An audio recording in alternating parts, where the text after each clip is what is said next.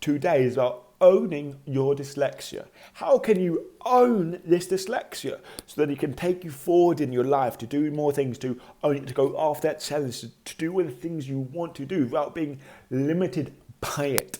And I really feel it'll be so valuable to you. And I talk quite fast, and I really recommend you rewatch this to get the most value out of it. And please subscribe, please like, please comment so it brings this podcast up so more people can see it, more people can listen to it. Guys, hope you enjoy this episode. So the big question is this: how can dyslexics like us create a place, a community, a tribe where people at any stage of life can come and solve any challenge, amplify their strengths, and ultimately help them become who they were meant to be, or in other words, conquer their dyslexia? That is the question, and this show is the answer. My name's Theo Goff, and welcome to the Conquering Dyslexia podcast. What's happening, guys? I hope we're doing good. Today, I want to talk to us kind of about how to own your dyslexia. And I want to have a little conversation, take you on a little journey of, okay, what's the first step and how do you understand it? Okay, how to own this thing called dyslexia. Now, when I look at it, I look at people, other people out there, other people who kind of like the people that like are against the wall. For example, people who have been brought up in really bad environments, been brought up in really bad homes, in really bad situations, and yet really bad education, and yet have very severe dyslexia, but yet defy all odds and yet live a successful life. That's called owning your dyslexia.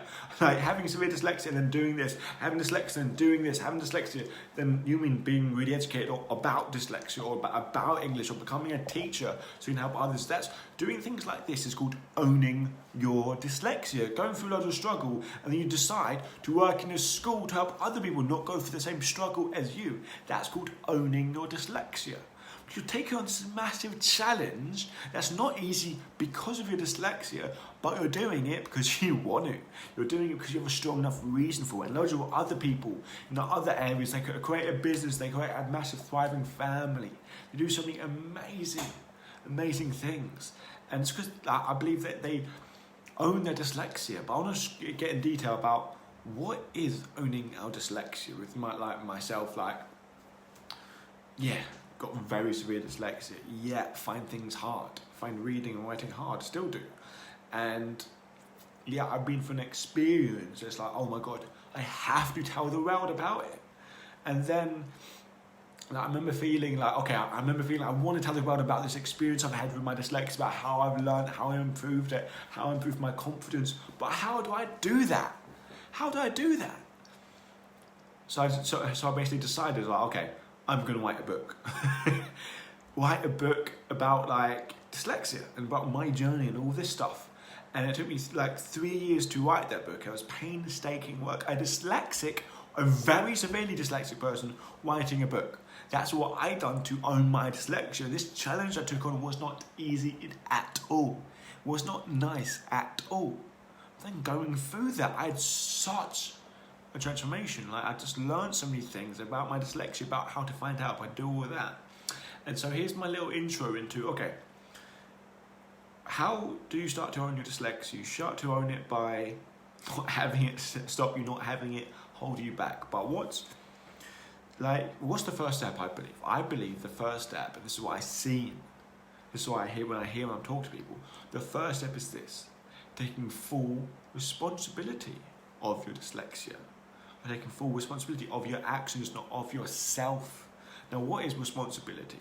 Now, you could look at responsibility like this way. Okay, responsibility is being response-able, being able to respond to whatever situations that happened, or taking ownership of something. For example, when you're growing up and you're a toddler, you're not you're 1 year old. Well, I don't know, 6 months old. You're not responsible for going toilet properly. You're not responsible for that because you haven't had the skills, or people haven't given you the responsibility to do those things. But then you get older, you get potty trained, then that's your responsibility to go toilet in the actual, toilet. And so you can have this thing, and then for example, if you do go to toilet on the floor, if you do, like, a lot of times it can be your fault. People can blame, like, well, yeah, you did it, and then you feel bad, think, oh, maybe I should not have done that.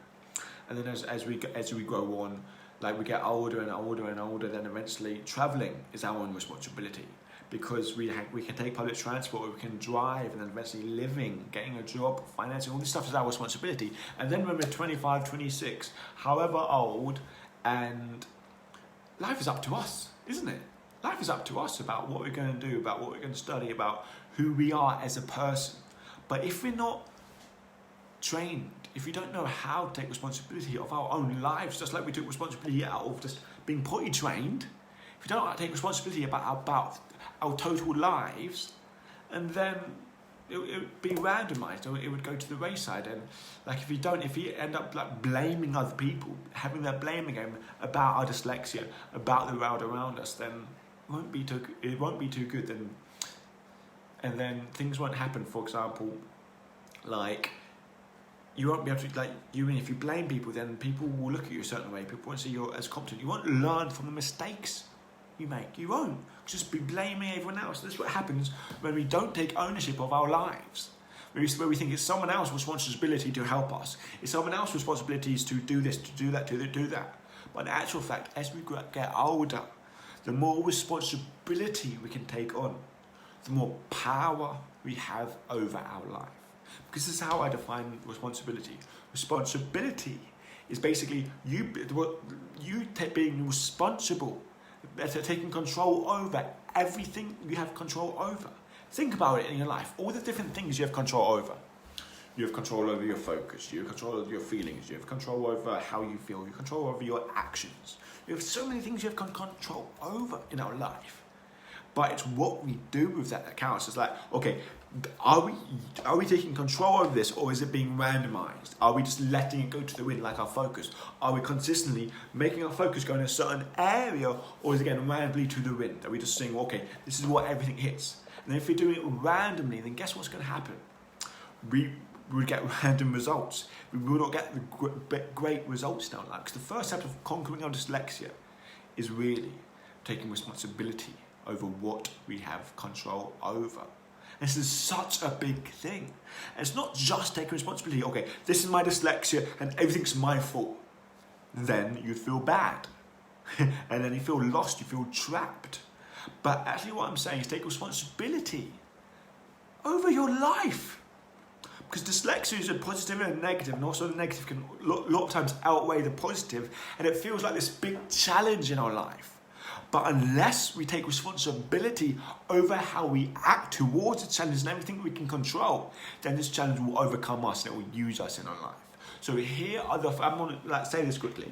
Here are the elements in our life we must take responsibility over, and we have total control over this, but we must take responsibility over these elements to conquer dyslexia, or to be able to use our dyslexia, or be able to use our dyslexia. So the first area is this. The first area to take responsibility for is our state. Our state is basically our emotions, how we're feeling from time to time to time. And now there's a big belief and a big misconception saying we don't have control over our state, how we feel right now. That's untrue. If you wanted to, you can make yourself feel so excited. If you really wanted to, you've done certain things. You can make yourself feel so depressed. If you really wanted to, you can make yourself feel so energetic, so focused. If you really wanted to. And okay, here's the secret formula I'm going to tell you now. This isn't mine. There's loads of studies, this is proven. Okay, there's 3 things that control our emotions. This is so critical. The most critical part of taking responsibility is taking our responsibility over how we feel moment to moment. There's 3 things. First thing is the way we move our body. If I'm sitting and talking like this, how do you think I'd feel? I'd feel tired and lazy. But as I'm talking to you now, I'm moving my hands, I'm gesturing, I'm talking in up, down voice. That makes me feel a different way, because I'm using what's called my physiology, just my body feel different. First thing. Second thing is what I'm focusing on. What's right or what's wrong, okay? And the final thing is the language I tell myself. Language I tell myself, like, this is the end. This is the worst thing that's ever happened. This person lied to me. Or language I can tell to myself is, well, what's the positive in this? Well, how else can I look at this? Or how can I use this in the future? All I'm changing is changing the words I'm using, giving me a different emotional response. Okay, so that's emotions. First thing, emotions. Second thing we have to take responsibility over is our actions, our physical actions. Now this is like, we always do this. We always take responsibility over our actions, okay? I'm going to run through these real fast. Third one is our focus. Focus is so important. I said that's how we take responsibility over our state. But what we focus on is so important. Wherever our energy goes, wherever our focus goes, our energy flows. Focus on bad, we'll get bad. Focus on why dyslexia is negative, we would feel that. Focus on why it's good, we would feel that, okay? So that's focus. And after focus, meaning. What meaning do you pull from certain situations? What meaning do you pull from them situations? Massively dictates the final thing, belief. What you believe about yourself. Now, all belief is a feeling of certainty about something. It's an opinion at the end of the day. It's a belief about who you are as a person. You can do this or you can't do this. If you believe you can or you believe you can't, you're both right. The power of belief is so critical, and guess what? You have the power to change it. You do once you learn the strategy to do that. Now, I'm not going to, this podcast will be too long if I explain these strategies on how to manipulate those things. But if you follow me, you would learn these strategies, okay? Because this is the first step. Like, to create the understanding of I have to take responsibility for my life and things that control my life. And I told you these massive indicators here that control my life. And then you've got to start realizing that, take responsibility over that, and then moving forward in this journey, okay? And that's how you can really own your dyslexia.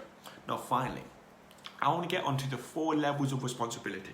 Now, everyone in the world is on one of these 4 levels. They might change in different areas of our life. For example, in our career, we may be at level 2 of responsibility or level 3 of responsibility. But in our home life, we're level 1, okay? Let me tell you what 4 levels of responsibility are. First level, blame game. This is where everyone blames everything. Everyone blames everything about things that happen. For example, it's your fault, it's the government's fault, society's fault, my parents' fault, my friends' fault, my family's fault that this happened. If you live in the blame game, you give all of your power up to the rest of the world. You do. All your power about dyslexia, all your power about this, because you're blaming your dyslexia, you're blaming the schooling system. All the power out, okay? That's the first thing. And that's not a happy life. It's a just life. You think you're right, but you're not. You live in pain. Okay, but also it's easy that way. First thing. Second way, the second level 1, level 2. Think about like a tower going up. Level 2. Level 2 is where most of the population is most of the time. We take responsibility over our actions. Taking responsibility over all of our actions. Our actions, our physical movement actions, getting up early, going to work on time, working hard, working out, eating the right things, taking responsibility over our actions. When we don't do what we want to do, we feel bad about that. Most people do that, but here's where people get mixed out. They take responsibility over their actions, but they don't take responsibility over everything else that ultimately dictates their actions, their focus, their beliefs. You know what I mean? Like the state, the emotions they feel. These things massively dictate their actions, because if you want to work out, but all you're focusing on is sitting on the sofa and watching Netflix, chances are you can do Netflix. It'll take you so much more discipline to work out. But if you're 100% focused on working out, you would work out. Okay? So people get stuck in this thing, say, okay, I want to do this, but I'm not doing this, therefore I feel pain, and then, okay, I'm not going to want to do this because it's just going to lead in a negative spiral. Okay? Level 3 of taking responsibility, so that this is like almost the top, very almost the top. It's called total responsibility, where you take responsibility over the 5 things I previously said. State. Take responsibility over the state. You take responsibility over your actions. You take responsibility over your focus of the meaning and the beliefs you have. Okay, and this is a big thing. When people like this, you see people extremely successful, having the highest quality of life doing this, because once you take responsibility over yourself, you unlock the human potential inside of you to do other things, okay? It's an incredible resource. And this is really my work, because once you do this, you've conquered dyslexia. You're on the journey of conquering your dyslexia, okay? The fourth thing is where a very, very, very minute amount of people in the world get to. This is basically, we take responsibility over yourself, but but also responsibility over what in the external environment occurs. Like these people like Nelson Mandela, Mother Teresa, who saw some injustice in the world that made it their mission to go and help them, their mission to do that. Martin Luther King, all these people saying, okay, I have to do this thing. It's my responsibility to fix that. And do whatever they can to add a difference in that life. And that has a whole new level of insight. Guys, I know this has been a bit fast, but I really hope we got some understanding of this and we learn how to take a bit more responsibility and ownership over our dyslexia.